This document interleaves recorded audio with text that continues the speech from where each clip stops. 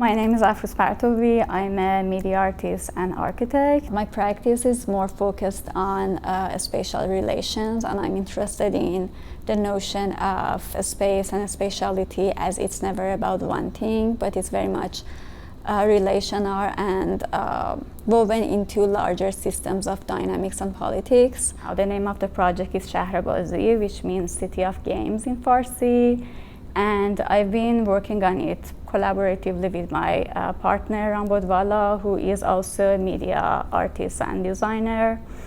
The project actually explores the history and closure of Tehran's Luna Park, or Shahrbazi, that once was the greatest, most famous amusement park in Iran, and it got dismantled in 2007 for construction of a highway. So it's like the project somehow reflects on this shifting socio-political landscape over time through the change of land use. I have collected all the existing aerial photogrammetries of the side of the amusement park, and through which I am going to make a sort of landscape, which is maybe topography of time and space. And through that, and I would like use it to put like all the different materials through all the different formats that I have collected like in the course of my process. So it's like interacting with any of this material would make a change in the landscape. So the shift in landscape is being experienced this way, but as this shift in landscape is based on the existing maps that I have. So there are some gaps, and in those gaps, the shape is like very much based on whatever exists. The XR element in this project is VR, and it's being used to somehow reconstruct the last remaining structure of the amusement park on the original site, which is Cinema 2000. I ended up using VR for maybe the importance of first-person viewpoint, and also the importance of reanimating an immersive experience that used to be in a physical space, but now that it doesn't exist anymore, I'm somehow using this like digital replica of that experience as a sort of metaphor to absence. With this grant, I have this opportunity of having this collaboration across different aspects of the project, engaging the layered history of the site over time, especially its relation to the nearby Evin prison, which is the primary facility for political detention in Iran, and also its current redevelopment into a hospital. So it's like we are talking about a sort of shift in landscape, and we're gonna have layers of time and space to interact with in an immersive experience, first-person immersive experience. Is somehow reflecting on the collapse of futurity, and also exploring the past that is now in a haunted situation. It's like it's always about things that are like meanings that are already made, but they're not accessible. So there is about something about accessibility in this project that makes the final four. I'm Jesse. I'm a PhD candidate here at CMU's Human-Computer Interaction Institute. I'm working on cyber-physical architecture. So these are things like walls, floors, and ceilings that can physically move and react to people in the environment. So the way that we're working on this right now is with these shape-changing robotic walls. So these are walls that are made up of a bunch of smaller different cells, which can kind of be linked together in a bunch of different ways. And depending on how they're linked together, these walls can move to form a lot of different shapes. One of the things that we're exploring through the XRTC grant is this idea of behaviors that are generated by the robotic system itself. And one of the things that we're working on right now is actually using language models to sort of generate these behavior trees from visual inputs and from audio inputs. So if the robotic system, sees me, struggling with, a heavy object or something like that, or it, hears me saying, oh, I wish I could, have help holding this, or I wish I could have help kind of like getting up or something like that, can it then take that input, generate the appropriate behavior, basically piece together our little atomic actions. Some of the most compelling XR projects are the ones that really kind of blend these digital and physical realities. What we're doing is we're taking a kind of a digital element, in this case, this is a robotic behavior, a robotic like mind, so to speak, right? And we're giving it a way to sort of manifest itself in physical space through these kind of shape-changing interfaces, right? So the types of robotic systems that I work on are those that can kind of sort of blend in into our surroundings. So that's kind of where this idea of robotic surfaces, robotic walls come from. They're there when you need them to help out, right? But when you don't, they kind of fold back into the background. Really thinking of the ways that we sort of interact with these kind of physical systems that are going to be more and more kind of present in our lives, and how they kind of react and how we sort of react to them when they sort of behave in different ways. More concretely, what the grant has enabled us to do is really kind of step up our game in terms of the prototypes that we're able to build. We've been able to, for instance, buy new kind of stronger, more powerful motors, more circuit boards. So we're able to kind of design and manufacture circuit boards, which we can use the XRTC funds to get. We've been able to kind of re-engineer a lot of the mechanics inside of the actual kind of robotic columns. We've been able to essentially kind of redesign them from something that was a little bit more narrow like this to something that is going to be kind of a little bit wider, a little bit kind of, I think, sleeker and cover kind of a larger area. And the ultimate goal with this, with the XRTC funds, is to actually have a kind of semi-permanent installation here in the lab, which will have kind of downstairs visitors. We plan to have it just kind of running all the time, where someone can kind of walk in, it maybe greets them, it does a few transformations, and all of that is made possible through the funds that we got through the XRTC.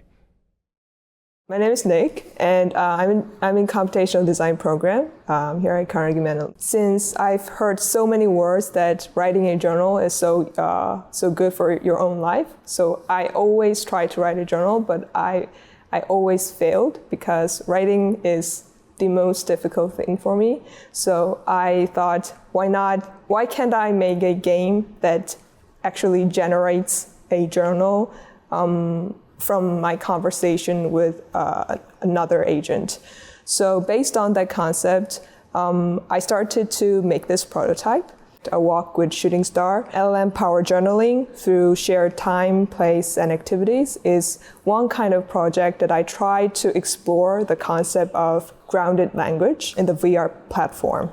The core mechanism of this game is that in the back end, there is a ChatGPT API, and then I feed your user's journal prompt to the ChatGPT API, and the API retrieves that data, and then it incorporates the user's journaling prompts into the conversation, into the natural conversation. XRTC grant allowed me to expand this idea to actually explore the concept of the grounded language. So in a nutshell, XRTC grant allowed me to expand the idea of the project into more research form, like providing me the VR headsets and the hardware and software that I needed to make this game as a VR environment. My name is Sarah Yewan Yoon. I am studying art and HCI. The project I have been working on for the past semester and through the grant research is called Slip to Slumber. And Slip to Slumber is a VR immersive experience that invites you to explore these inner landscapes that is inside a secret garden. And this inner landscape reflects sort of the untapped potential or forgotten dreams that are represented by these flowers and tall trees. And you're just given the space to kind of reflect on the value of dreaming. It was originally, the story was told in a short animation, and then it became a 3D game, and I wanted to expand that world. My iteration currently that I'm working with is with XR, and specifically VR. That way I'm able to introduce my digital world and make it also interactive with the audience. I guess because I have like 3 to 4 iterations of the project, I think a huge thing about Slip to Slumber is the storytelling aspect. So the full experience will be in the VR headset. So when you first put it on, you're gonna be in reality world where you just wake up inside your house and you find this like a card, like an invitation. It says to insert it into the TV, and you watch a short animation that'll be playing in front of you. And then you fall into slumber, and you enter the dream world, and you'll be flying on top of a butterfly, navigating through the dream's like landscape, and observe like what's around you. And you're given a digital camera that you can use to take photos inside the dream world.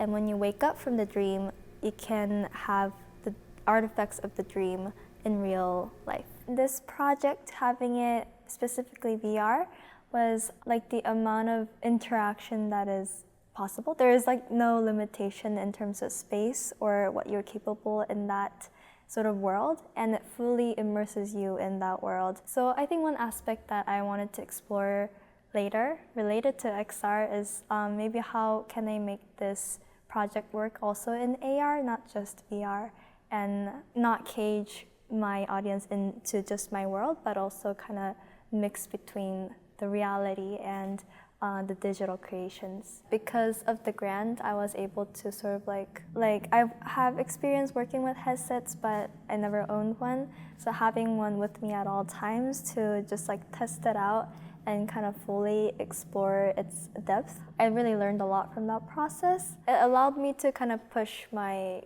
freedom of like designing however I wanted without being held back.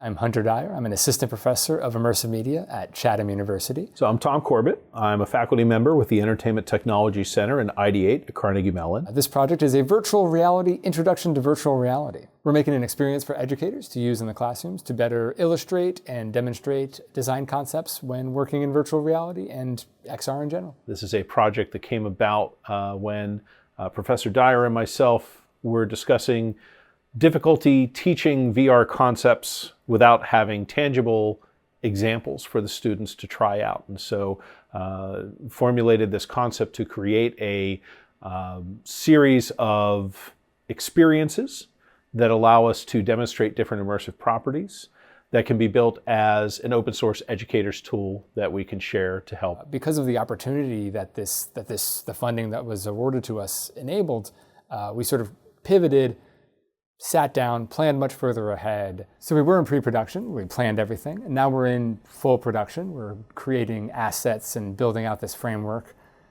After this, we'll go into play testing. We'll run through in our fall courses and we'll take lots of notes. Then we'll go and do our jobs and do some other things for a little while. And then the following summer, we'll plan on taking those notes, integrating things back together, and making a nice polished package that we can give to the world. And then any future work after that would be taking feedback from other instructors and educators out there and what they need, and building it out further as an open source project. So this started out with a lot of brainstorming, really discussing what are all the different immersive concepts that we struggle to teach.